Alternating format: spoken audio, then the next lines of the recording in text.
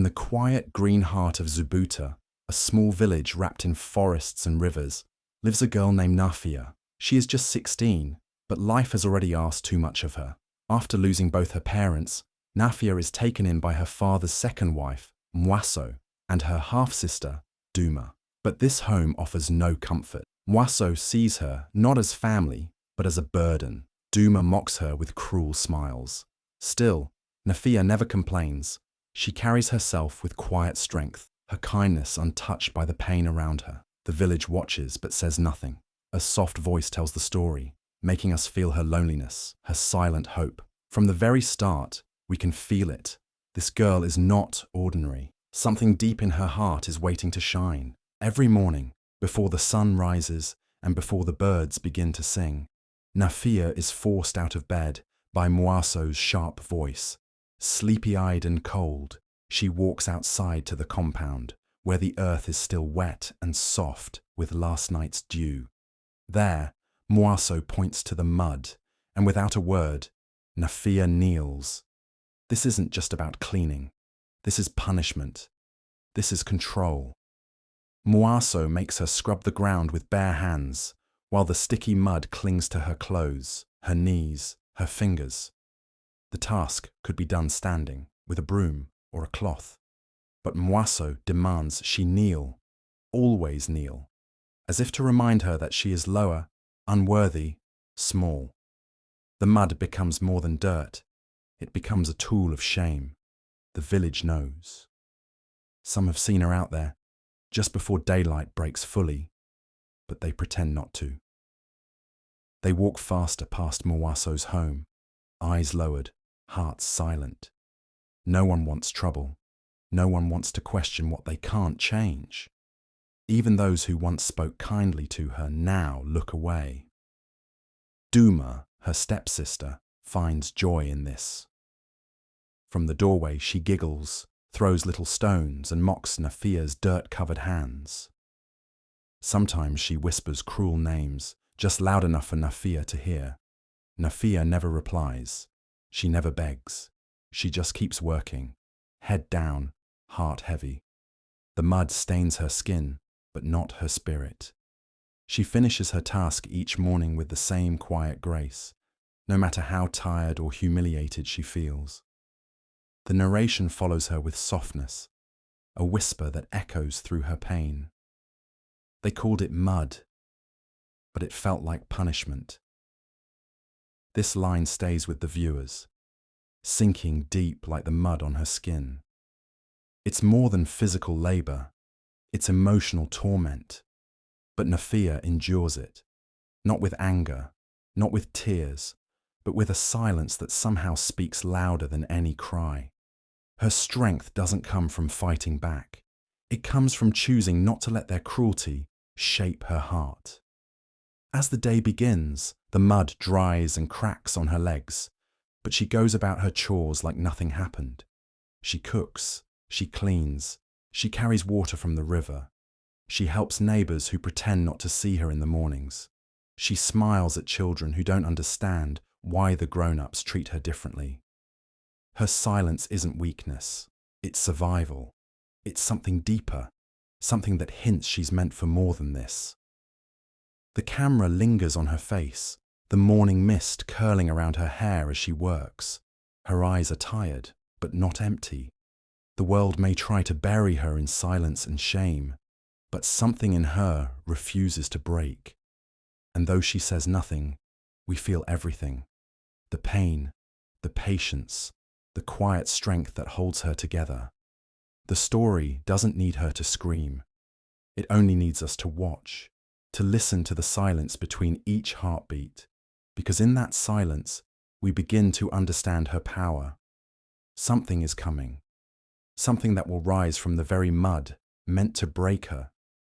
But for now, she kneels, and we watch, aching for the moment when she finally stands. One morning, after the usual painful start to her day, mud on her knees, silence in her throat, and shame heavy on her shoulders, something strange catches Nafia's eye. She stands up slowly, her fingers sore and clothes still damp from the early morning work. when a soft shimmer flickers near the edge of the stream. It isn't the normal glint of sunlight. It moves like it's alive, like it's calling her. She squints, unsure if it's just her tired eyes playing tricks, but the light flickers again, more clearly now. It's small, barely there, but it pulses gently, like a heartbeat.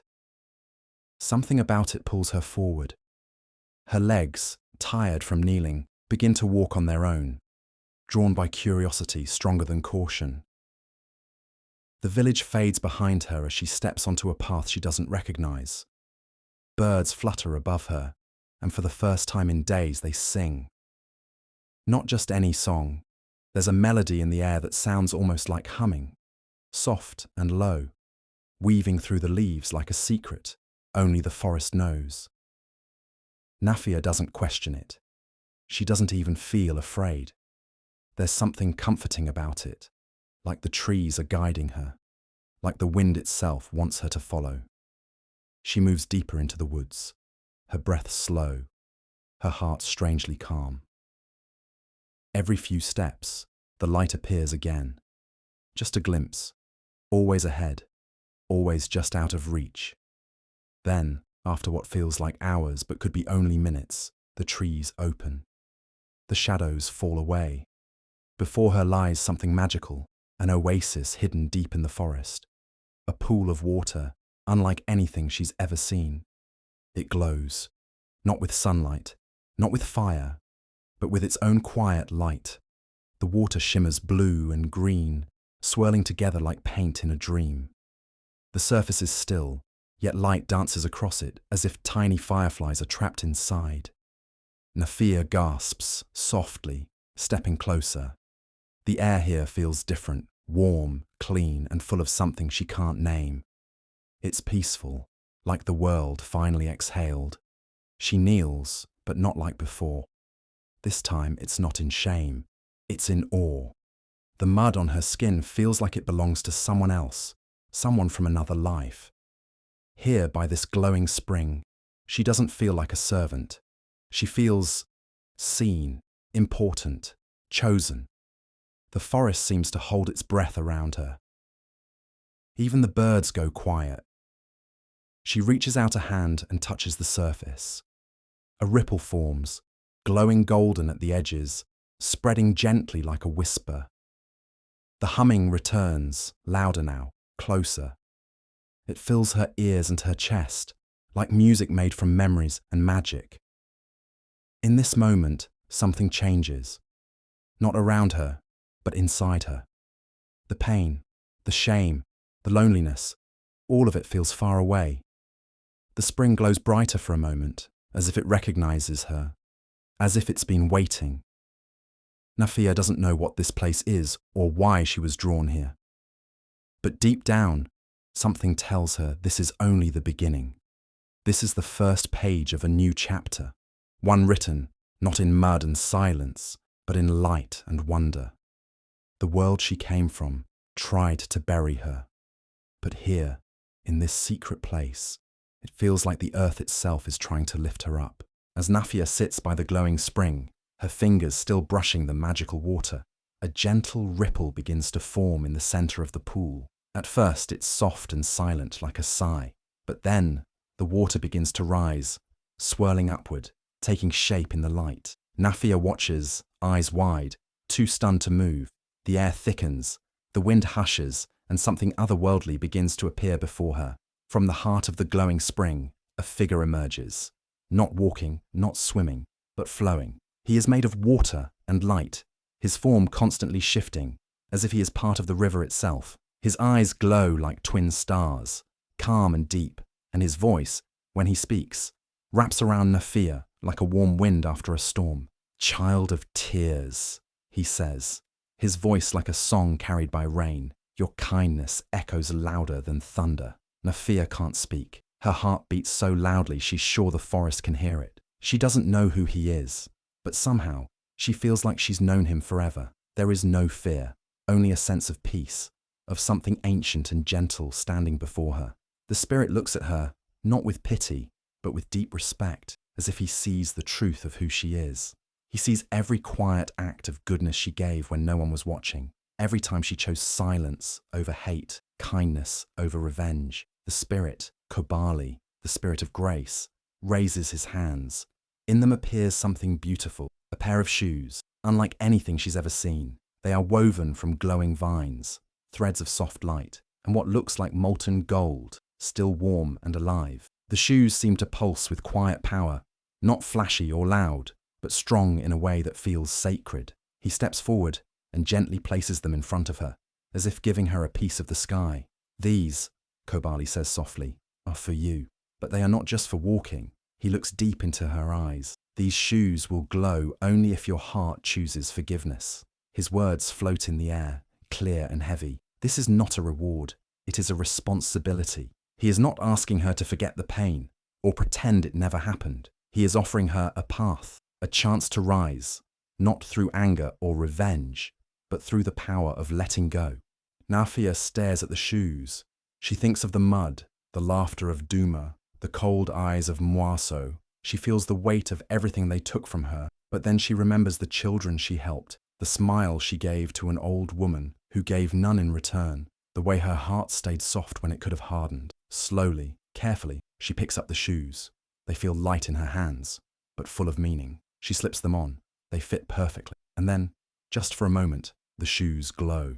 A soft, golden light curls around her feet, gentle and steady. Not bright enough to blind, but enough to be seen, enough to matter. Kobali smiles, and with a soft wave of his hand, he begins to fade back into the spring. The water calms, the glow softens, but the warmth in Nafia's chest remains. She is no longer just the girl who knelt in the mud. She is the girl who was seen by grace, the girl who was given magic, not because she was loud or strong or fierce, but because she chose to stay kind in a world that tried to break her. When Nafia stepped out of the forest and walked back into the village, the world didn't look any different, but something in her had changed forever.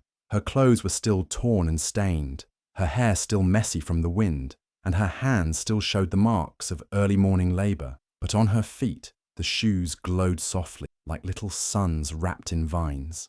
They didn't flash or spark, but they glimmered just enough to make people stop and stare. Some villagers peeked through their windows. Others paused mid-step in the dusty paths. A few women whispered. Children blinked in awe. No one could take their eyes off the glowing shoes that moved gently beneath her tired steps. Some said she must have stepped into forbidden magic. Others murmured that perhaps she had made a deal with the spirits. Some even crossed themselves or turned away quickly, whispering words like cursed or dangerous. But a few looked at her with wonder, thinking maybe, just maybe, something holy had touched her. The village had always looked at Nafia as the quiet, broken girl, the one covered in mud and silence. But now, they didn't know what to believe, because here she was, walking past them like before, still humble, still quiet, but with light following her every step. Nafia didn't try to explain. She didn't tell them about the spring or the spirit, or the moment that changed her heart. She didn't say anything at all. She simply went back to her chores. She fetched water from the river, helped a struggling elder lift her basket, and smiled gently at a crying child who had scraped her knee. And with every act of kindness, the glow from her shoes seemed to grow a little brighter, not like fire, not like lightning, but like warmth spreading through cold. It was soft, steady, and impossible to ignore. People started to notice, not just the shoes, but her. How calm she was, how she never raised her voice, how she kept giving, even to those who once ignored her or looked down on her. One morning, a woman who had never spoken kindly to Nafia found her own sick child comforted by Nafia's gentle touch. The woman didn't know what to say. She just watched, amazed, as the golden vines on Nafia's shoes shimmered in response. The village, unsure and curious, began to change. Children began walking beside her, asking if they could help. A young man offered her fresh fruit from the market stall. Even a few elders nodded at her when she passed. Not everyone believed, not everyone changed, but something was shifting. Her kindness, once invisible, now had a glow that couldn't be denied. Still, Nafia didn't let it change her heart. She never bragged, never told stories. She never reminded anyone of how they once treated her. She simply did what she had always done. She chose good, and the more she gave, the brighter her steps became. The shoes were no longer just magical. They were a mirror of her soul. They didn't shine because of spells or secrets. They shined because she forgave, because she loved, because she gave light, even when all she was given was darkness. Day after day, she walked the same paths through Zubuta, the paths she once walked with her head down. Now, she walked with quiet dignity, her steps leaving behind more than footprints. They left behind a message. That light doesn't always come from power. Sometimes it comes from softness, from mercy, from choosing to be better, even when the world isn't. And slowly, the people began to understand. The glow wasn't a curse. It wasn't even a blessing in the way they thought. It was proof that even the girl covered in mud could carry gold in her heart. The more the villagers noticed Nafia's glowing shoes, the more uneasy Mwaso became. Day by day, she watched from the shadows of their compound as Nafia walked gracefully, her shoes shining like morning stars. Mwaso's heart twisted with something sharp and ugly, jealousy. To her, those shoes were not a symbol of kindness. They were a threat. She didn't understand how the girl she had humiliated for so long was now being looked at with awe, with respect. It felt like the village was forgetting who Nafia was, forgetting all the mud she had been made to kneel in, and Mwaso couldn't take. One morning, as Nafia swept the compound, Mwaso's anger boiled over. Her voice sliced through the air, loud and bitter. "Witch!" she screamed, pointing at Nafia's glowing shoes. "You bewitched them all! You used dark magic to make them look at you!" The village children stopped playing. Neighbors turned their heads. But Nafia didn't fight back. She just stood there, calm, quiet, her eyes sad, but not afraid. And that silence only made Mwaso rage more. In a fit of fury, she lunged toward Nafia and tried to yank the shoes from her feet. But the moment her hands touched them, the glow pulsed, bright and hot, and Mwaso stumbled back, her fingers stinging with heat.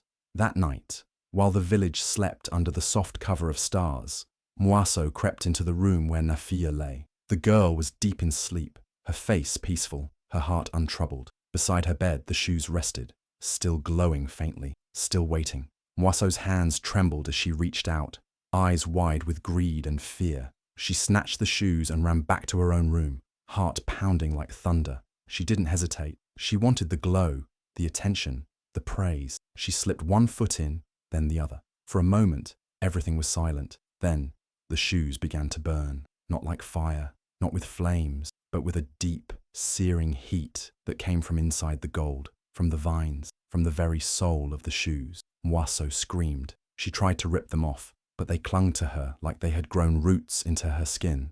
The glow twisted into dark red, then black, and with one final burst of light, the shoes turned to ash, crumbling around her blistered feet.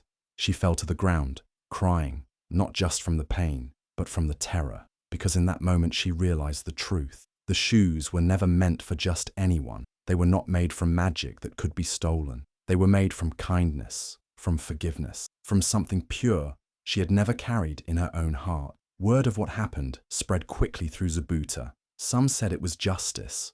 Others called it a warning. Mwaso no longer looked at Nafia with power or pride. She looked at her with fear, with guilt, because now she understood.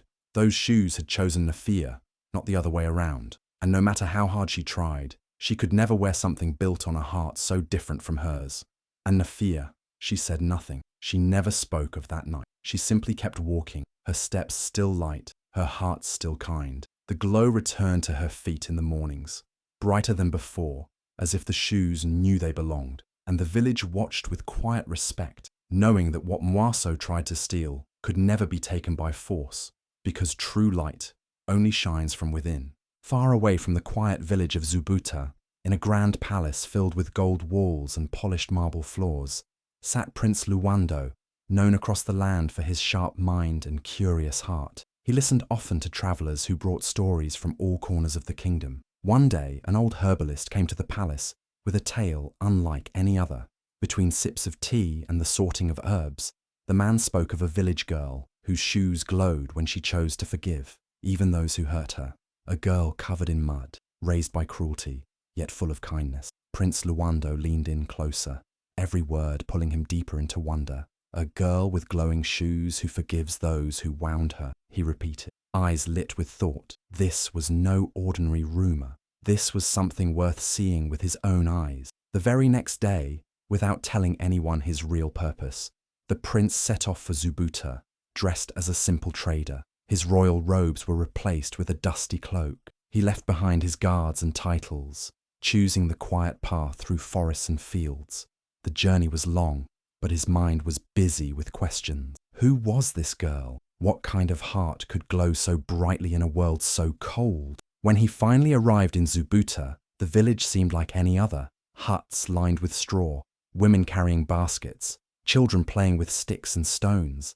But then, in the middle of a narrow path, he saw her. She was not dressed in fine clothes. Her hands were rough from work. Her hair was tied back with a strip of old cloth. But her smile was gentle and real. She was kneeling next to a small child who had fallen, wiping tears from his dusty face, whispering something kind. And as she stood to help the child to his feet, the prince saw it, the soft golden glow around her feet. Not bright, not flashy, but steady and alive. The shoes shimmered like warm morning light, responding to her kindness like a flower opening to the sun.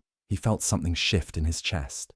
This wasn't just a story. She was real, and everything the herbalist had said seemed small compared to the quiet power he was witnessing now. This girl, without knowing it, had brought light into a village that once turned its back on her. She didn't shout or demand attention. She didn't tell people what she had been through. She simply helped, again and again, and somehow the world around her was beginning to change because of it. Prince Luando didn't speak to her right away. He watched from a distance as she gave food to an old man, carried water for a tired mother, and smiled at a girl who had dropped her clay pot. Every act made the glow a little brighter, and every act made him want to know her more. He realized that this wasn't just magic. It was a heart choosing peace over pain. It was someone turning wounds into warmth. As the sun set over Zubuta and the village prepared for night, the prince knew one thing for sure. This girl, this Nafia, was unlike anyone he had ever met, not because of her shoes, but because of the soul that made them shine. Word spread through Zubuta like wildfire. Nafia had been invited to the royal palace. The same girl who once scrubbed mud in silence before the village stirred was now called to sit among kings. Some villagers whispered in awe, others in disbelief. They watched as she prepared for the journey, her same simple dress freshly washed, her glowing shoes still soft beneath her feet. Nafia didn't boast. She didn't smile with pride. She simply nodded and thanked the messenger. Her heart, even then, remained gentle. The palace was more beautiful than anything Nafia had ever seen. Its ceilings rose high like clouds. The walls shimmered with gold patterns and colourful cloths from distant lands. The feast was grand, tables heavy with fruit, bread, and meat. Servants moved like dancers, and music filled the air like birdsong. Yet Nafia's eyes stayed calm, her hands folded in her lap. She wasn't here for luxury. She didn't come to be praised. She came because something inside her told her this was part of a bigger path. After the meal, all grew quiet. The king, old and wise with silver hair and eyes like deep wells, stood before the crowd. His voice was strong but kind. "Nafia," he said, "you have walked through pain, yet you've carried light. But to walk among royals, you must carry no bitterness, not even a drop." The room stilled. The king's words hung in the air like a challenge wrapped in truth. He looked toward a side door, and it opened. Out stepped Moaso. Gasps filled the hall. Some of the villagers who had made the journey stared with wide eyes. Moaso looked thinner, older. Her feet still bore marks from the night the shoes burned her. Her eyes darted around nervously, unsure why she had been brought here. When she saw Nafia, her face turned stiff. Shame flickered through her gaze. The king raised his hand and said, "Forgiveness is a power even royalty must learn. And today, it is your crown to wear or to leave behind." The room held its breath. Nafia stepped forward, slowly. Her shoes glowed faintly with every movement. She stopped in front of Moaso, the woman who had shamed her, hurt her, made her kneel in the mud every morning. Silence wrapped around them like a heavy fog. Then, Nafia opened her arms and hugged Moaso. Not a forced hug, not a quick one, but a real one. Soft, warm, full of truth. And in the quiet of that royal hall, She whispered words that would be remembered forever. Even if you covered me in mud, I won't let it harden me. The glow from her shoes flared, golden and bright, flooding the palace like sunlight. People stood in awe. Some cried. Even Moisseau froze, her arms slowly wrapping around the girl she had once treated as nothing. It was as if the years of cruelty cracked and fell away in that one moment of grace.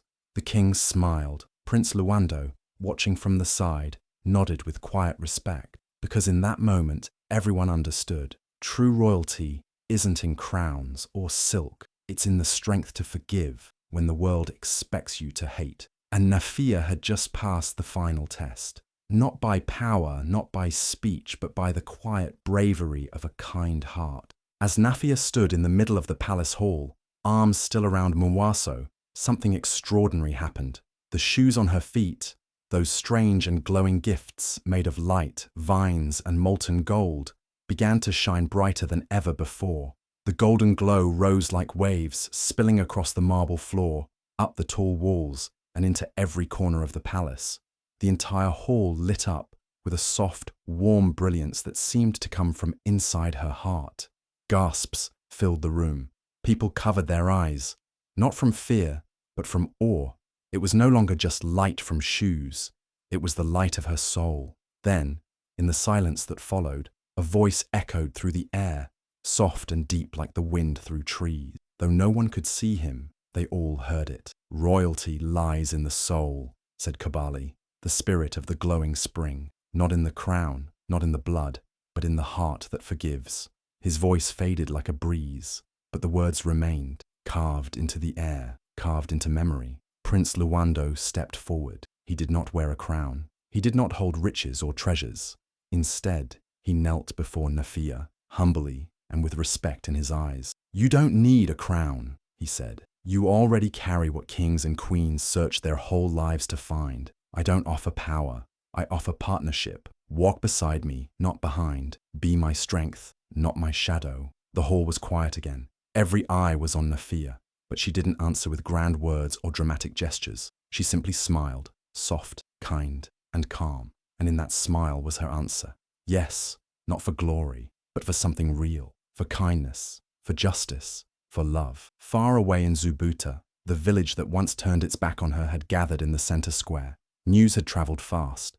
People who once avoided her eyes, who stayed silent when she suffered, now cried openly. Tears rolled down cheeks lined with age and regret.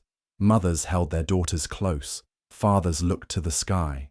Duma, once her tormentor, now stood with her head bowed, hands trembling. They had seen her walk through pain without losing herself. They had watched her carry light in a world that gave her only darkness.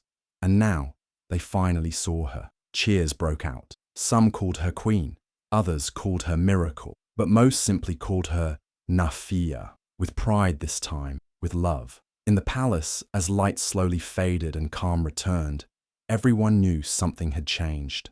This wasn't just the rise of a girl. This was the rise of a new way, a reminder that real strength is quiet, that true royalty isn't about gold or power, but about a heart that forgives, loves, and shines through every storm. Nafia didn't need a crown to be seen. She had been seen all along, because she carried gold not on her head but in her heart.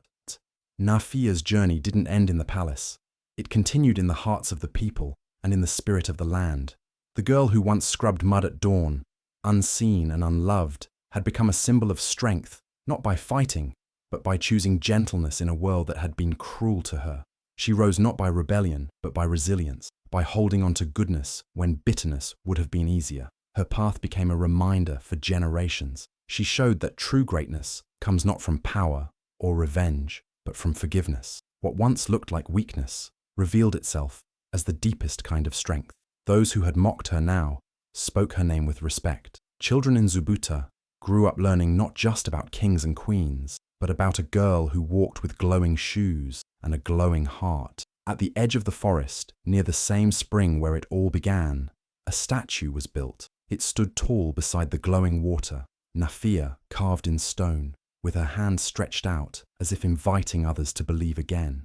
Beside her rose the form of Kobali, part water, part light, forever watching over the spring. The pool still shimmered at night, just like it did that first morning when Nafia followed the singing birds and found magic in the quiet. People came from far away just to stand near that statue. Some came to pray, others to think, and many just to feel the peace of that sacred place. They didn't come searching for treasure or wishing for royalty. They came to remember that true worth lives in the heart. Nafia wasn't unforgettable because of glowing shoes or golden gifts. She was unforgettable because she never let cruelty change who she was. Her kindness became her crown, her compassion, her power. She lifted not just herself, but everyone who crossed her path. And even those who once ignored her now saw her clearly. She didn't wear gold to be seen. She was seen because she carried gold in her heart. And that, more than any throne or title, is what made her shine.